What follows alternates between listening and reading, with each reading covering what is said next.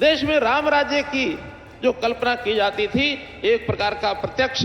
वैसे तो पिछले 10 सालों में आपने जो हमें राह दिखाई है, राम राज्य की ओर आगे बढ़ रहे हैं। इस एम से न केवल दक्षिण हरियाणा के लोगों को बल्कि राजस्थान के लोगों को भी बहुत बड़ा लाभ मिलने वाला है। लगभग 5,500 करोड़ रुपए का ये मेट्रो का प्रोजेक्ट, इसका भी आप शिलान्यास करेंगे। आदरणीय प्रधानमंत्री जी, आज आप हमारे बीच में आए हैं, एक विशेष ये अवसर है। इससे पहले भी जब आप आए, हमारा मार्गदर्शन आपने किया, हमको अपना आशीर्वाद दिया, लेकिन आज का अवसर मैं कहूंगा ये और भी ज्यादा व्यवहारिक और विशेष एक प्रकार का महत्व रखता है, क्योंकि आज लगभग 10 साल पहले 2013 में जब आप प्रधानमंत्री अभी नहीं बने थे, जैसा राव साहब ने बताया, आप मुख्यमंत्री गुजरात के थे, लेकिन देश के प्रधानमंत्री के रूप में देश की जनता आपको देख रही थी। उस यात्रा का श्री गणेश आपने रेवाड़ी से किया था 15 सितंबर 2013 को, और आज वही रेवाड़ी की धरती है जहां पर यहां के लोगों की अपेक्षा, वर्षों पुरानी ये मांग थी, यहां एम्स का जैसा 22वां केंद्र, और अपने हरियाणा प्रदेश में भी हमने हर जिले में मेडिकल कॉलेज खोलने की जो एक मुहिम चलाई थी,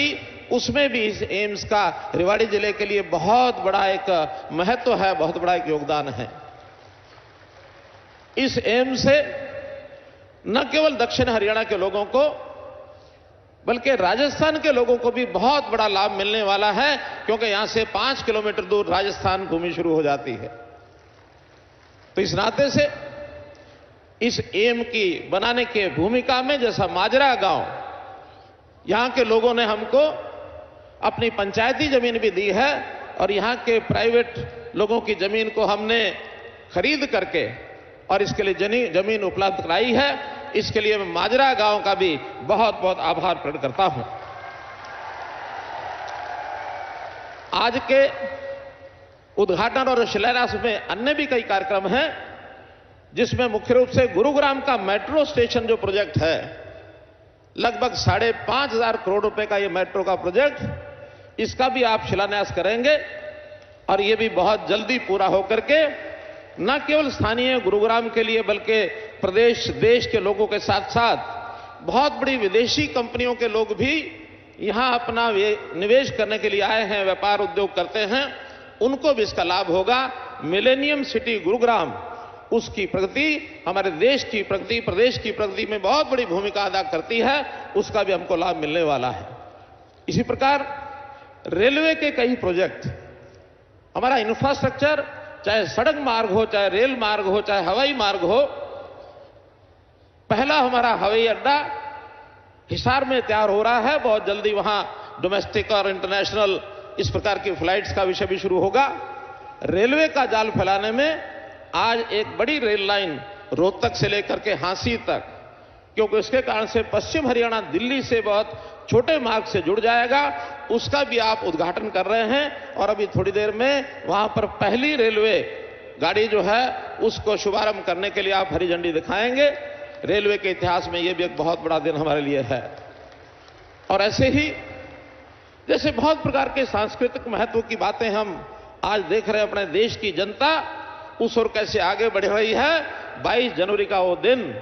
जिस दिन अयोध्या में भगवान श्री रामचंद्र जी के प्राण प्रतिष्ठा कर मंदिर में, और वो एक ऐतिहासिक दिन बना है। देश में राम राज्य की जो कल्पना की जाती थी, एक प्रकार का प्रत्यक्ष, वैसे तो पिछले 10 सालों में आपने जो हमें राह दिखाई है, राम राज्य की ओर आगे बढ़ रहे हैं। अब और ज्यादा संकल्प पक्का हुआ है कि उस प्राण प्रतिष्ठा से हमारे नेतृत्व की प्रतिष्ठा भी बहुत बढ़ी है। और जो और अच्छी बात हुई, अभी कल ही अबू धाबी में आपने जो मंदिर का जाकर के वहां उद्घाटन किया, और जिस प्रकार विदेशों में भी, कतर में भी ऐसे मंदिरों का जो उद्घाटन, ये भी दुनिया के इतिहास के अंदर एक नई बात जो हो रही है। उसी कड़ी के अंदर भले छोटा वो पग हो, लेकिन महत्वपूर्ण है कि कुरुक्षेत्र में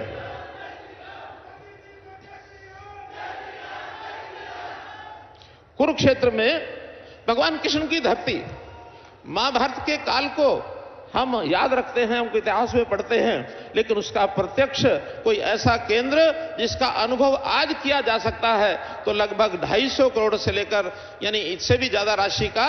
एक अनुभव केंद्र वो बनाया गया है। उसका भी आज उद्घाटन आप करेंगे तो हमारी सांस्कृतिक धरोहर देश की है, वो निश्चित रूप से इसमें 4 चांद लगेंगे। तो मैं तो यही कहूंगा कि देश की इस प्रगति में हरियाणा का अपना योगदान है। आप हमारा मार्गदर्शन करते हैं, आशीर्वाद देते हैं, और जब कभी हम कोई अच्छे काम करते हैं मुझे बड़ी प्रसन्नता है कि उनका उल्लेख करके आप हमारी पीठ थपथपाते हैं। और इस कारण से हरियाणा भी आपके बताए मार्गदर्शन में दिन दुगनी रात चौगनी करने, आगे बढ़त लगाने में, उसकी प्रगति करने में लगा है। और विश्वास दिलाता हूं